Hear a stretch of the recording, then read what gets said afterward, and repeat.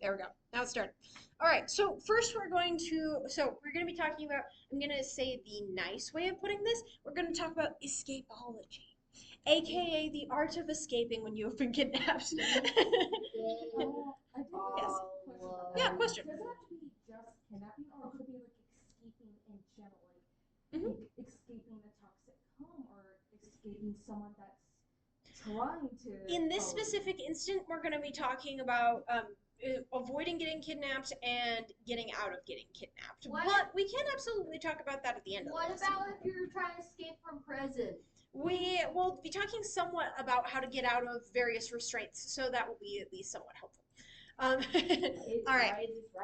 So, because of the fact that a lot of characters get kidnapped, put in prison, various other problems. If Owen figured out how to escape the house after he went in. Wings of Fire, first 5 books. Yeah, so a lot of people have their characters get kidnapped or almost get kidnapped. And so as a result, it's important to actually know how to escape instead of just making stuff up along the way. Because if you just make stuff up, some people will be like, I don't really believe that. And so it's important to have at least some. Exactly. You For can the be 5th time. exactly. You can be really lucky, but getting lucky that many times, not really. So let's talk about how to actually escape and also why they would know. So first of all, most of the time, if your character knows anything about this, it's either going to be common sense, or if it's not common sense, they will have already thought that they might be kidnapped. For example, a lot of royalty and YouTubers are actually required once they get to a certain level of fame to go through a kidnapping escape course because of the fact that the likelihood of you getting kidnapped increases the richer you get. And so some of those like really famous YouTubers and royalty and things like that, they immediately have to go through a kidnapping training once you reach a certain level of wealth. Just to be sure. Yeah, it is concerning, but it's just true. Like the maker of Minecraft, that was actually something that was part of the reason why he ended up having problems with his family. Was his family was freaked out. They were like, we have to go through kidnapping training, and we have all these bodyguards, and like it gets intense once you get to that point. But you don't always have to be rich to be kidnapped. You could also just be in the wrong place at the wrong time. You could have someone who is very powerful who's in your family, whether they're like a chemical engineer for nuclear war or something like that. You could have gone into a creepy haunted house. Or you got to a creepy haunted house and got kidnapped by a ghost. Or got kidnapped by a ghost. I was actually referencing Five Kingdoms, but That's worse too. But that can go too. So there's so many different reasons why you unfortunately may have your character get kidnapped. So we're gonna discuss how to escape in real scenarios, then in fantasy scenarios, then in sci-fi scenarios, and then we're gonna answer any other questions you guys have about escaping things in general related to writing. You could also have your character want to get it. Can you teach us how to escape writer's block? So then they can be the inside. This is true too. You can do things like that as well. So but for now we're going to talk about escaping in case they actually do want to escape, which most characters do. But every once in a while, like you said, there's an odd situation. Like would not syndrome. Would not want to escape. But that was my point. If they want to be a spy, then they wouldn't want to escape. So you just illustrated my point. Yeah, you need to escape once they. Or someone who has a bigger. Once you find out you're a spy. Or someone who has a bigger master plan thing. Yes, or if you have a bigger master plan. Or Stockholm syndrome. Or Stockholm syndrome. We'll discuss that too. All right. So first off, we're going to talk about how to escape from handcuffs. Good old classic. So you may have seen the bobby pin thing. Bobby pin thing is not exactly accurate. What's Typically, so using a bobby pin as a lockpick. Thank you. So typically you want to use what's called a shim. It's just a very, very strong, tiny piece of metal. Now that's why some people try to use bobby pins, but bobby pins are actually very flimsy. They aren't quite strong enough to push against that handcuff lock in order to get it to uncuff. And so as a result, you typically want a pretty decently strong piece of metal. So if they don't have a shim or something like that, then you're going to want to have them find some sort of. It needs to be a solid piece of metal. You can't just have it be like some random shard of metal on the ground. I mean, I guess you can, but it's unlikely unless they're in like a steel factory, I guess. And even then, they'll probably be shavings of metal, not like a really solid one. Anyway, point being, handcuffs are pretty hard to get out And the other issue with the shim method, as it's called, is when you stuff that piece of metal in there to uncuff it, you want to make sure that you click it all the way in on the first try. Because if you just do like a little hard and not very hard, then it will just make it tighter and just make it worse for you. Hello! Please come sit down. Enjoy Writers Club. Today we're talking about how to escape kidnapping because characters get kidnapped quite frequently. So, with that being said, you may actually, if you want to, if your character's never done this kind of thing before, have them like try to do the bobby pin method and it doesn't work because it's too flimsy. Or you can try to have them use a tiny, really hard piece of metal called a shim and try to do it and it actually tightens their cuffs. You can do things like that because the main thing is you're shoving it into the lock to make it basically go tighter and then loosen. But if you don't do it right, it'll just be tighter and then it'll suck. Um, so keep that in mind. And then as far as handcuffs go, some people are like, oh, well, your wrists are slender enough to just get through. That's not necessarily always true. You'd have to be very slender to have that happen. Now, I've watched a few like kidnapping practice escape videos kind of things, and there are some people who are slim enough, but they are like 1% of the population. So if you're gonna do that, your kidnappers would probably be smart enough to put the cuffs on, realize that they're too slim, and then do something else, which is why we're going to talk about other methods now. So other methods, zip ties are another really great one that can be used for your kidnapping characters. Man, this sounds really weird. I'm teaching you how to kidnap and also how to escape simultaneously. So zip ties, you actually can use the shim method as well, but keep in mind that zip ties are a lot tighter than handcuffs are typically, and so as a result, the shim method is much, much harder in this specific instance. What are zip ties? Anyone want to explain zip ties? Plastic thing?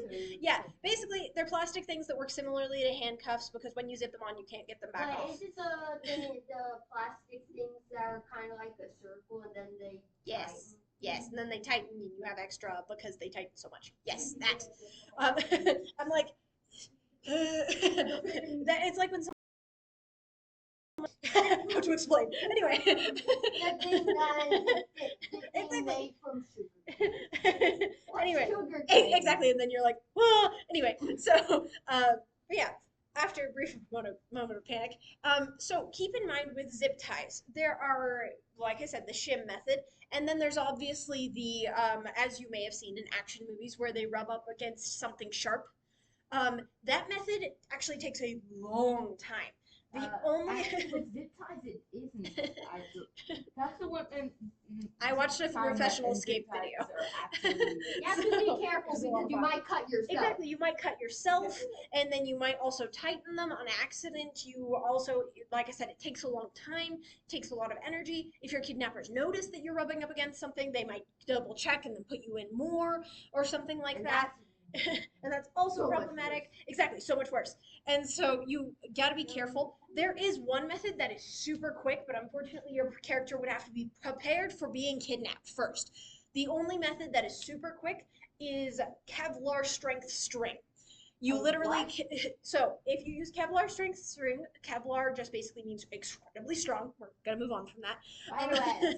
And with Kevlar strength string, basically what you do is you get it so that way the string is wrapped around the zip tie, and then you just, as best you can, kind of wrap it then around. I can show you a video if you'd like after the actual video, and people who are watching YouTube can Google it. But basically, you wrap it around the zip ties, and then you wrap it around your legs, and then you just move your legs back and forth as fast as you can, and it kind of like boom, snaps. It's really nice. Yes. So with that being said, if you want to do something magical, you could absolutely do some sort of really intense spider webs or something like that as well. Although I'm not sure why they're using. I'm not sure why they're using zip ties if you're a fantasy man. But who knows? Fantasy zip ties. Anyway, so they're made of bendable titanium. With the Kevlar strength string, you will probably have them either. You will probably have them have known about this method first. typically, if they have Kevlar strength string, they'll do it in such a way where if you want your character to be ultra prepared, let's say they're a cop or something, typically they'll have it like along their boot laces or different things like that.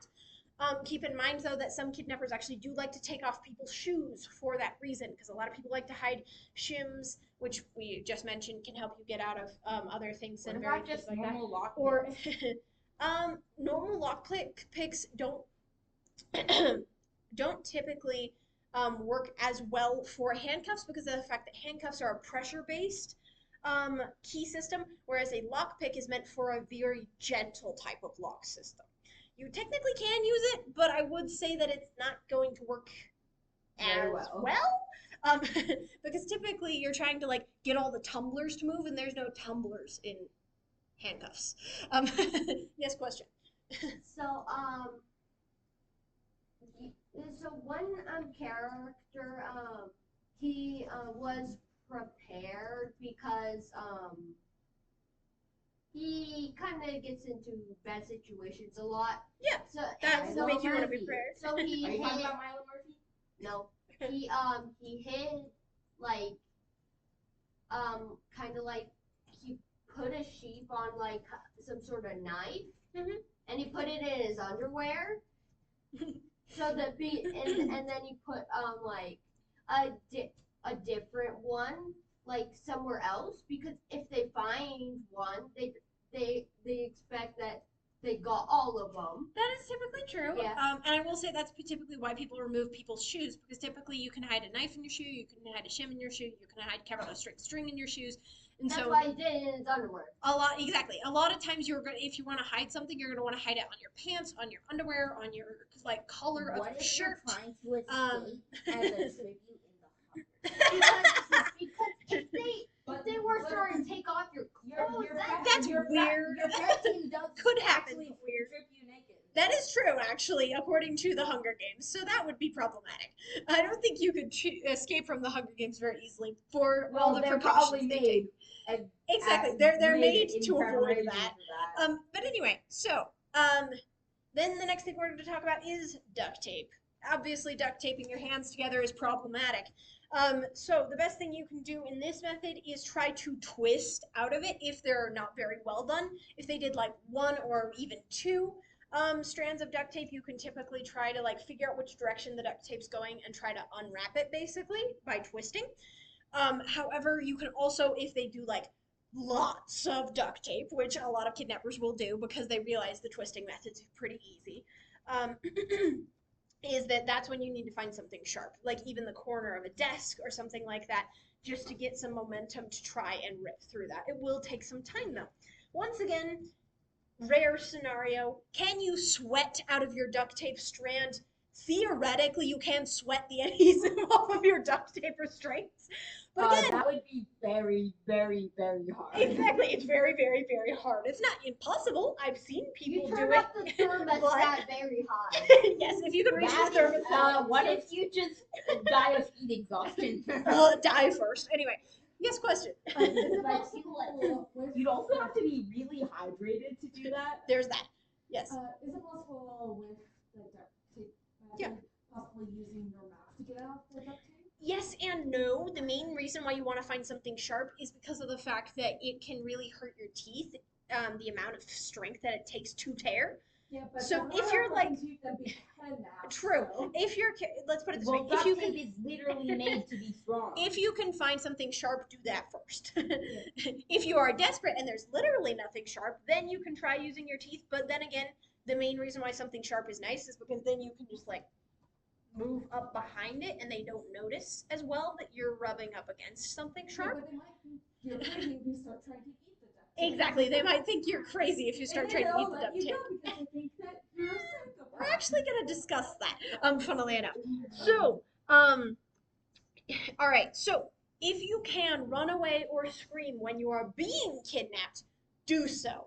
It does not matter if you are blindfolded. It does not matter if you are handcuffed. If you can Just run, run. run. It Because doesn't you're matter where you're running, exactly just run. exactly. It doesn't matter where you're running. It doesn't matter how far you get. The farther away you get, the more hazardous it is for them to go and try to get you again. And so, without being seen by someone, and or even just getting in danger, like if you run out into the middle of the desert, they're like, "Eh, you're probably gonna die anyway." But at least you have an option of being saved. Yes, question. If you're running and screaming stuff, instead of Yes. like screaming like help and stuff, Yeah. two things that might get people's attention more is screaming that there's a fire because people are like look. Or another one, especially if there's a woman nearby, just scream the word mom and every woman. There's that too. Yes. So as far as various things like that goes, there's a lot of things. Not a lot of women are actually moms. Yeah, but even if they're not a mom, that's usually Funnily enough, it is this weird instinct It's a where people turn maternal around, It's even just if like- they're not.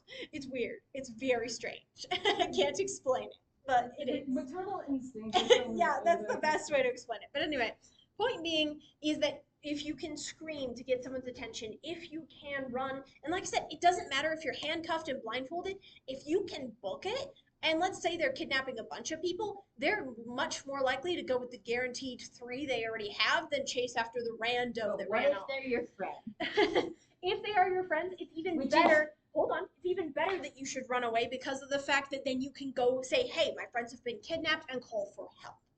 So, yeah, I actually would say, yes, it seems sucky and like you're abandoning your friends, but if your friends are being kidnapped as well as you and you can run away, get the heck out of there so you can tell what if people. Owen and they're being taken into another world? Yes, and it's question. hard to find a way to.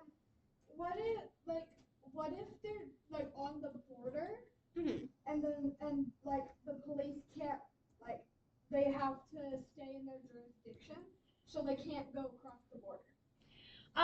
So the main thing there is just to get to the nearest person who you think will be helpful, not necessarily the police. When I say run away and find help, I mean literally any random person who feels like they would be helpful, not necessarily police.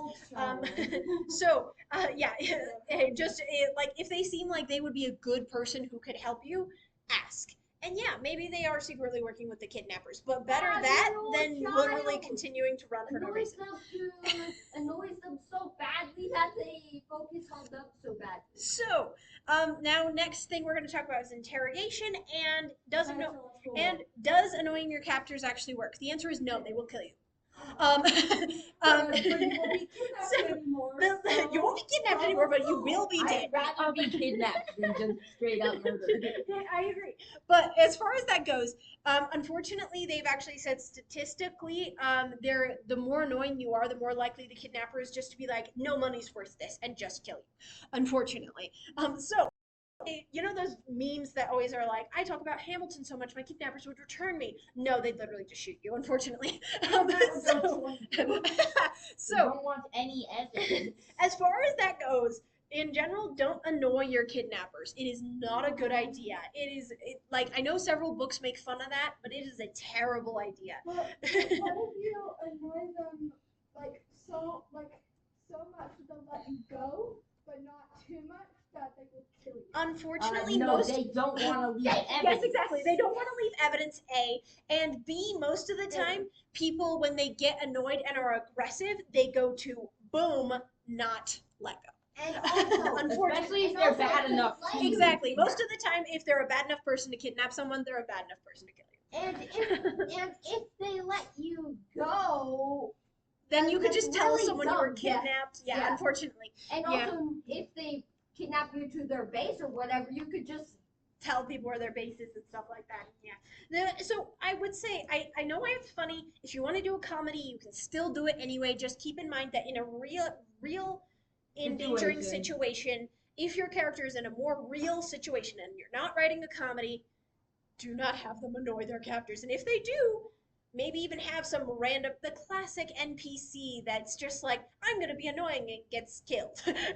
Like, you can have that if you want it to be like, you want someone to be annoying, but you also want to be serious. Yes, question. Well, not really a question, but I definitely have some characters that it's logic out the window. Yes. Just like, the best answer is to annoy the heck out of them. I mean, if you want your character to be dead, then sure.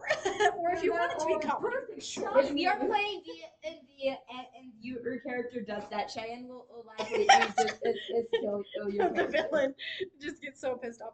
But yeah, so as far as that goes, I would, like I said, if you're doing a comedy, that's fine because people don't expect realism in a comedy. It's a comedy, it's funny, nobody cares. But if you're not doing a comedy, I would say generally don't do it unless you're having them annoy them like right before they're about to get saved. Then you can have them annoy their captors. But that's purely because of the fact that the Actually, captors. I prefer while they're actually getting saved. So the captor, they're like annoying the heck out of their captors. The captor's like about ready to kill them, and then instead they get saved. You could have that too if you really want to do the annoying your captor thing. All right. Next thing, if they're trying to interrogate you for any sort of important information, let's say that you're like, I don't know, the princess of a fantasy kingdom or something like that. Kidnappers who interrogate you typically will be annoyed by mindless chattering. So if your character's just like, I don't know, I don't know, I don't know, I was just walking through the park and they'll probably just knock them unconscious out of annoyance, and potentially even kill them. But and if they're just Especially if they're the ones looking for the information. yeah, and if they're completely and utterly stone silent and they're just like, "Where's the money?" and the character's like, Then where's the money? Exactly. Then they're just gonna amp it up. Whether it's through electric shock or whatever type of torture or threatening that they're doing, they will just continue to amp it up. So this is typically why in some action movies, if you've seen stuff like that, where they'll like start to like grab onto a tooth or grab onto a fingernail and like give it a little tug and be like, "Where's the money?" A little tug, and then they're like stone silent. Then they'll actually rip something out because then they're like, "Okay, now you're in enough pain. Maybe you'll actually listen to me."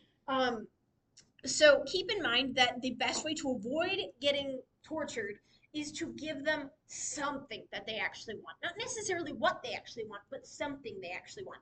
Let's say, for instance, they're asking where all the money is hidden in the castle.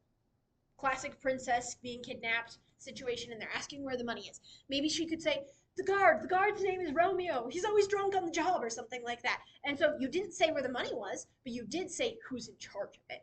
And so they're like, okay, they're cooperating, they're being good, and they're not going to be as likely to be like annoyed with you or alternatively be like trying to torture you more in order to get more information. So you can give them information without giving them all the information, and that will actually appease them and make them happier in the meantime. Make sure you don't lie to them though, because if you're like, Romeo's the guard and he's always drunk on duty or something like that, and then they're like, there is no Romeo in the guard, then they'll get really pissed off. And that's no good either.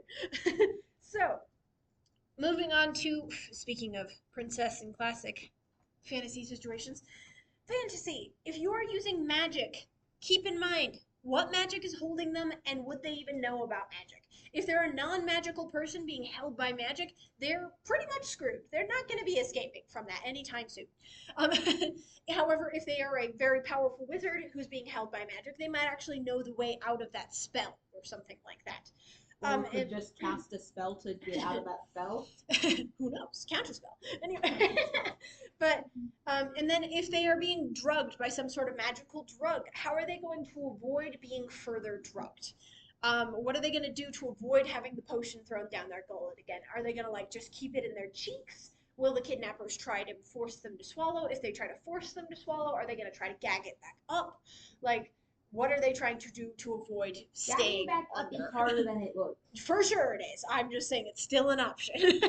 Difficult, but not Think of impossible. something really, In fact, really if gross. you, a lot of the time, if you actually throw poison up, it can actually make it worse. True, but I wasn't talking about poison. I was talking about drugs. Yes, question. Drugs can be poison. So, someone's trying to like force something to fill Yeah. like potion. Yeah. How do you Force even potion do down that? their throat. How do you force someone to drink You can't hold your breath forever. something? So, But they can just spit it out. theoretically they can, but when you go to take a deep enough breath, you will choke on most of it, but end up accidentally swallowing the other half. What So, if you die when you choke off? you probably won't die choking on liquid. Most people don't. You can, but it's highly unlikely. The other method, obviously, if they're trying to force a potion down their throat, is to threaten someone they love and be like, hey, if you don't take the potion, we're gonna kill her or whatever. And then they're like, I'll take the potion or whatever.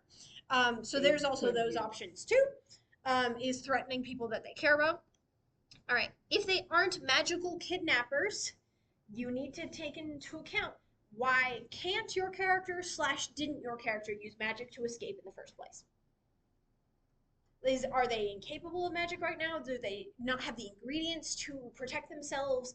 Are they a super new magician and so they don't really know much about defensive spells? Or if they're just letting them, and so then they can get some I feel like inside information. And I then feel like Or a are they good letting wizard them? teacher is Yes. going to. I feel like a good wizard teacher is going to Excuse teach me. them defensive spells first. I would completely agree. But there are some worlds that I've read about where they actually say, oh, yeah, we're banning these types of spells because of the fact that we believe it causes problems and things like that. Yes, question. Yeah, another reason why they might have not used magic is because they don't know what's going on and they're afraid of. Like, if I use magic, I might make things a whole Yes, lot worse. or alternatively, you might have something like Harry Potter where it's like you can't let muggles know about magic. And so if a muggle's kidnapping you, then you have to let them kidnap you and then escape using magic rather than kaboof in the face. Um, or if you are just in general like part of some secret society of magicians or something like that, you got to make sure that the people don't learn about magic. And so that makes it so you can't use magic to defend yourself. Well, I was mainly saying that Yeah. you don't know what type of magic's keeping hold of you. Yes, if they are magic people trying to keep you with magic, we were specifying non-magic people. So that's why I was confused. But that makes sense. If they are magic people keeping a hold of you and you don't know what kind of spell they're using, that's another reason why they might not escape. If they're using something that you're completely unfamiliar with and haven't learned about yet, then of course you're not going to know how to escape yet. And you might have to wait and listen and watch and try to figure out what spell you're under, you know? Or maybe like your magic in that world doesn't like work. Yes, exactly. Or maybe you're in another realm or another world, and it just fizzles out when you try to escape. You know, you're like, "Habita," and then it goes. or Sorry. Or anti-magic handcuffs. Yeah, or anti-magic handcuffs, or any sort of anti-magic spell. Yes. or there's like the like a sort of like or like wood that if they're like in a cage made out of that ore that like the Then suddenly spells their just- spells Like don't work. Yes. Like kryptonite. Yeah, like kryptonite, but for magicians. Yeah, Has anyone absolutely. here watched the new movie? I have not. But grumpy sad. All right, so moving forward, now we're going to talk about science fiction. So with science fiction, what technology is being used to kidnap them? This is going to be really fun to play around with if you want to look at like current technology and various things that are being Wait, developed. what did you say? Sorry. We're I was talking just about writing something down. we're talking about science fiction now. So keep in mind that if you have a science fiction novel that you are writing, you're probably going to want to use some sort of futuristic technology, whether it's like electric handcuffs that zap you when you try to escape, or all sorts of things. You can make up whatever you would want. Just keep in mind that you got to make the rules to get out, because if they are capable of putting someone in, they have to be capable of letting someone out as well. So you got to at least know what lets them out, So, even like, if the character doesn't. So like make sure that if you that when they try to unlock the electric handcuffs, they don't get zapped anyway. Like maybe Exactly. have a key that deactivates it. Exactly. You don't want to have the police putting you in electric handcuffs and then getting zapped as they're trying to unlock you. Like, no, that's not smart. Exactly. Or and you getting zapped. And you get just everyone getting that would suck. Yeah, rubber. Yeah, or Like, deactivates it, or any number of things. Yeah, Rubber. that's not how that works. Because the rubber Anyway, it means that the person who is unlocking it doesn't get electrocuted, but the person who's still in the cuffs would still get electrocuted. it would be exciting. I mean, I guess if you want to torture them, you could do that. But moving forward, then you can also try to figure out what technology do they have that is preventing them from escaping the compound. Maybe they know how to get out of the cuffs, but the compound has some sort of shield walls that are almost impossible to get through, or they need to get to the control panel first to put down the shield walls or something. And then also, what ordinary technology to them would they have on them, on their person? Like, Banana. I wouldn't call banana technology, but I guess. Maybe it was some comedy sci-fi. So with It's a banana gun. a banana gun. So with technology, typically think about when I say technology they might just have on hand. I'm thinking of like phones, for instance. This is not something that if you went to someone in the 1930s and said everyone has one of these on them, they'd be shocked. But it is very much the case. So if you're Hi, you're here for Teen Riders Club? Yes. Okay, that's okay. So, um, with that being said, if your character is in some sort of peril, what would they naturally have on them? Would they have some sort of pad? Would they have some sort of cool electronic gun or phaser? Would they have some sort of like electric lock picks? Like, what kind of futuristic technology could they maybe have? Why would the lock picks be electric? Excellent question. I don't know. It's a science fiction universe. You answer that question. Electric lock pick. Tries to unlock it with that lock pick. Ah! Anyway, but point being that in general there are things that we have on hand that don't seem normal now, but would be in 200 years or something like that. So 5,965. however far you put your science fiction universe away, you got to keep in mind that what they have on hand and what is normal to them is not going to be normal to us. So you will want to think of what ways would they have to escape kidnapping. Is it more common to have protective stuff from kidnapping? If so, would kidnappers know about these kinds of things? Would they try to prevent that? Like with the removing of shoes for modern day kidnappers. They typically remove your shoes because, like I said, you can hide a lot of things in your shoes. And so it's actually a lot better for them if they just remove them, because then if you're not hiding anything, great. If you are hiding something, also great. Win-win. And then plus if you try to run, you risk your feet getting hurt and things like that. And so it win. Not to mention traction. Not to mention traction. You can also have your kidnappers be clever too. Your kidnappers can use some sort of bomb that puts a bunch of like white powder on them. And then if they try to run away, footprints. And so you have a bunch of different ways that you can have your kidnapping characters be really, really smart. But you can also have a lot of ways that your escaping characters can be very, very smart as well. Like a flower on. You could do that too. Just be as basic as possible. Excuse me. All right. Any questions that we have regarding escaping in general that we have not covered? Bananas. I don't know anything about escaping a banana. I've never been trapped in one. Most people I don't think have. I have. That would have to be a pretty big banana. Or you somehow got a shrink ray, but that's not gonna happen. So what about a girlfriend? So That's not gonna happen either. A girlfriend is less likely. do we have no other questions on escaping things? Prison. Prison? Depends on the prison. This is when you're gonna want to invent your own prison, or do research on current prisons. I will say if you do research on current prisons, so you may get some weird FBI, please stop looking into this notices. So I would recommend inventing your own prison, inventing your own problems, and then looking into actual prison escapes that have happened. There are successful prison escapes that have happened. And as a result, I would highly recommend looking into successful prison escapes to help inspire your own prison escapes. Also, digging a hole is a lot harder than it It's a seems. lot harder than it seems. Especially if you're doing it in Utah. Yeah. Clay. So, for example, there was a famous escape attempt, I will say, because they never actually found the guys, but a lot of people theorize they just ran off to Mexico. So who knows? There was a famous escape attempt with, I believe it was 5 guys who were in Alcatraz, and they were actually assigned as the prisoners to help do construction on a new part of the prison.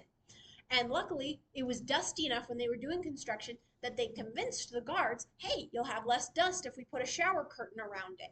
And then as a result, they were able to dig a hole without everyone even noticing. And so as a result, they were able to dig a hole, get out. However, keep in mind, they also planned for how to get off the island. They took a bunch of raincoats. If you lost your raincoat, you were given a replacement. And so they slowly, over the course of like 3 months, lost their raincoats and got replacements, stitched them all. Lost. Lost. Yeah, lost. Shoved them under somewhere where they couldn't be found. and they stitched them all together and made themselves their own rubber raft out of raincoats. It was really impressive. That is crazy. It was crazy impressive. I don't think there is a picture of it, unfortunately, but that's mainly because of the fact that the guards saw them on said rubber raft made out of raincoats, went to go find them, and then lost them. That's why some people believe they drowned at sea. However, obviously, we never found the bodies, so nobody knows if they drowned at sea or if they just managed to actually escape to Mexico. But anyway, where's Alcatraz? Alcatraz is a little island off of the coast of California.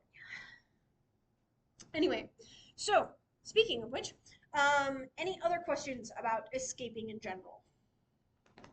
No? Okay. All right. Another thing that was mentioned earlier, even though this is on the topic, it is still escaping. You mentioned escaping a toxic home potentially. I would say the main reason why people I would say the main reason why people don't leave abusive situations is because, unfortunately, of a flavor of Stockholm syndrome, where basically they're like, but they love me, but they care about me, and they do care about me, they just don't know how to show it right, or they do care about me, but they're damaged, or different things like that, and as a result, they don't want to leave. If they do actually decide to leave, though, you got to keep in mind that depending on how abusive this person is, the likelihood of them being killed is actually 50-50. Unfortunately, it is not just guaranteed that they will escape. That's why a lot of people don't leave, not just because they have a form of Stockholm syndrome, but also because 50% of most people who try to leave abusive situations die trying. It's really tragic, it's really sad, but it is unfortunately true. And it scares a lot of people into not wanting to leave. Keep in mind, though, if it's some sort of like emotionally abusive situation, then they probably are more likely to leave. It's when it gets physically abusive that they might be like, not gonna try that. Um, However, if they do try to escape, I would say the best thing that they could do is one of three things. One, there are a lot of people now who are actually having put in, we've actually discussed doing it at this library, but we haven't done it yet, putting a private help number in the public restrooms, but specifically the women's restroom, because that's almost the only time they're without their abuser. And so as a result, then they can quickly, so we're talking about abusive homes.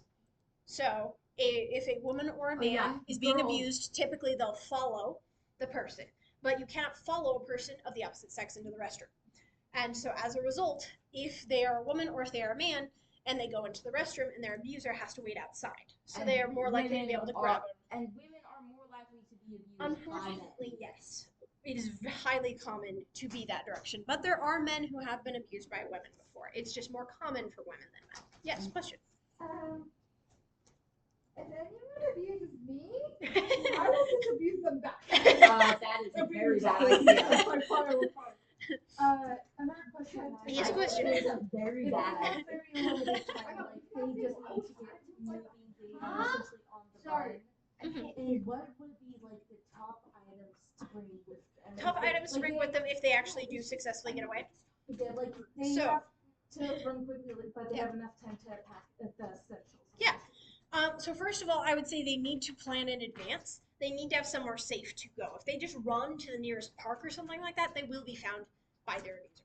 Unfortunately, it just will happen, more than likely. You have to have somewhere to go. You have to have somewhere to go and somewhere safe and somewhere that your friend can protect you. A friend or family member, I guess, but maybe your family isn't on your side in the specific instance. You don't know. But point is, find someone who you feel safe with, who you can run away. Exactly. Unfortunately, like in the situation of child abuse, maybe they're like, "Oh, your parents are great. I don't believe you at all," and so you'd want to find a friend's house instead. So with that being said, find somewhere safe to go. And I wouldn't say like make sure that when you plan this stuff, make sure that when your character's planning this stuff, they do so incredibly carefully. They aren't just like openly talking about this. The police station. So the main thing with going to the police station is, will they believe you? Unfortunately, most of the time they don't. It does depend. Unfortunately, there's no guarantee. And then it gets. Doesn't anybody believe people? I think it's because there's. Because there are people who aren't worthy of being believed. Yeah, there's that. There's people who aren't worthy of being believed, and there's also a lot of false reports. There's a lot of people who are like, "Oh my gosh, my neighbors are so loud, they must be abusing someone," and then it's totally false. And so, unfortunately, they get just as many false calls as they do correct ones. And so it's kind of hard to know who to believe. And you also might just get a teenager who's like, oh, my parents grounded me, so I'm going to pretend that they're abusing me to get out. And so, yeah, literally stuff like that happens. So, unfortunately, it's hard to believe them, which is part of the reason why people go to a friend or a family member rather than the police, if that actually is happening, and that is what's going on. As far as items to bring, I would say typically, obviously, if there's any sort of sanitary supplies that they need, so like obviously shampoo, toothbrush, and then I would say if they don't have a safe place to go, absolutely bringing non-perishable foods that are easily eaten. If they do have a safe place to go, then I would just say literally change of clothes, toothbrush, toothpaste, deodorant, gone. Because the less stuff you bring, the less likely they are to notice that you are trying to leave. I'd at least leave video. Deodorant is not needed when you are running. Fair enough, but I'm simply saying if you have the time to grab some things, could be nice. But yes. Would it be recommended to grab money at all? If you are not going to somewhere that is going to be safe, then I would say yes, because you're obviously going to be on your own, and especially with cash, you cannot be tracked by any sort of stalkerish abuser. Um, but if you are trying to grab money on your way out and you are going to somewhere safe, it's more likely to flag the abuser's attention that you are taking money. Because most of the time, what abusers like to do is isolate you from resources like money and friends and family. And so as a result, if you are asking for or taking money from them, they are immediately going to be like, they're trying to leave me and freak out. And so as a result, it's actually not a great idea to grab money unless they absolutely have nowhere safe to go, in which case they'll need that money to buy food and things like that. So I would say depends on whether or not they have a safe haven to go to. And then obviously there are things like homeless shelters that a lot of people run to as well. But keep in mind that obviously the abuser might think to check the homeless shelter. So if your character does decide to go there, they need to either have some way of disguising themselves or they need to immediately report to whatever social services worker is on staff and let them know to not let this person in. Yeah, I think that covers pretty much everything. This was a very serious lesson, but I hope it was very helpful. Because I realized that you guys might want to write about serious things like kidnapping and like escaping an abusive home and things like that. Because these are things that can be very interesting to write about because it's hard and it's a hard situation to go through. And so having your character go through something hard makes them all that much more that people can relate to them and understand them and be on their side and things like that. Now you taught us some life skills. I did also teach life skills, I hope. And How to kidnap. but yeah, so next week we're going to be talking about creating your own mythological creatures / races because that was also requested. But you're also welcome to request other lessons that we can have in following weeks after that. Do we have any other questions about escaping various situations for your characters? Writer's block. Writer's block. Unfortunately, I don't think that really fits under this category. Although I will say, by your mind. you're being held captive by your own mind. Oof. As far as that goes, I would say the best thing that you could possibly do is to try a bunch of different methods. There's so many different methods, and the problem is there's no way of knowing which one's going to work best for you, specifically because there's just because so it's many. coming from your mind. Exactly, it's coming from your own mind. Some people, it's because they haven't done enough research. Some people, it's because they're starting at the wrong place. I know, for instance, I had writer's block for the last month, and the way I got out of it was I was like, I don't actually know anything about the backstory of this main character. I was hoping to discover it along the way, but clearly she's not talking. So we're going to write her backstory now. And so I decided to do that, and that actually has really helped. So you never know what's going to help you, unfortunately. There's a lot of different things that could help. I was once doing a role play with my friend, and our character did something bad. We decided that before, and then we decided it along the way. Yeah, exactly. As they were telling a story. You can role play things. You can decide things along the way. You can write something else to distract your mind and get you back into creative mode. Creative yeah. mode? I do have one that I recommend that I learned from my old career writing teacher is actually not typing, physically writing stuff down because that kind of works out the creative part of your mind. And it doesn't have to be about your story, it can just be about anything, or it's like, okay, this is what I want to happen, you're just writing your questions down and yada yada. Yeah, exactly. There's a lot of different things that can help. Some people, research helps. Like, I know there was one guy who said that he was stuck because he didn't know how the spaceship worked. And then once he finished doing enough research on spaceships and knew how they worked, he was like, oh, sweet, now I know how to write the scene. So, unfortunately, there's a lot of. The main problem is you need to diagnose your writer's block. It's no different than going into the doctor and being like, my arm hurts. They can't help you with that. But if you say, my arm has hurt ever since I fell down the stairs, then they're like, oh, okay, now we can look at potential fracture or broken situations. Or if you're like, my arm hurts ever since my brother slapped me, it's like, you're fine. Or if it's like, my arm hurts for no reason and nothing has gone wrong, then they might look into a vitamin D deficiency because your bones might be having problems. I had vitamin D deficiency. It's I'm not rough. sure if I still do. It's rough. But point being is that you need to be able to diagnose your writer's block in order to know how to properly cure it. No different than any other ailment, really. All right, I'm going to turn off the video, but first I wanted to quickly remind you guys, we have a scary story contest going on right now. It's 1,500 words or less, and then you just need to make sure you turn it in before, I believe it's October 10th. But obviously, if you turn it in before October 1st, even better. So I would say try to do before October 1st. And then the next one after that is our first chapter contest. I do request that there's no fan fiction. You can do fan fiction if you wish, just know you will be docked points for fan fiction, because I would prefer it to be your own original story. Yes, Well, I'm asking for original first chapter stories. Well, technically, you could do fan fiction, and then you just change stuff up. You could do that too if you want to do the whatever it's called. I can never remember the title of it. But there's like 4 or 5 different books that were fan fiction, but they were different enough that they changed the names and no one knows. So you can do stuff like that, but I will say if it's obviously, for example, in the Harry Potter universe, even if you change the names, I might be like, I started suspicious. So I'm going to turn the video off now. If you guys have any questions, please feel free to ask.